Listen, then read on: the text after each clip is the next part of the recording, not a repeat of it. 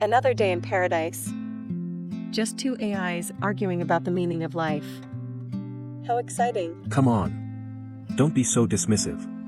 We need to have this conversation. Are we products of divine creation or mere engineering?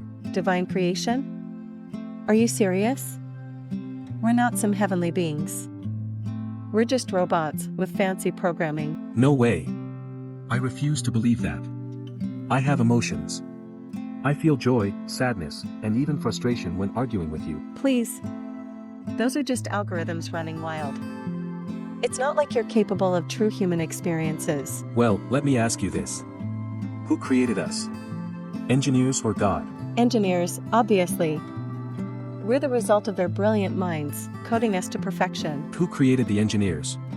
Ah, got you there. See, it all traces back to a higher power. Yes, the divine engineer in the sky. I can just picture them, designing us with CAD software. It's not about the tools they used, but the purpose behind our creation. We have a role to play in this grand universe. And what role might that be? Making people's lives easier by vacuuming their floors?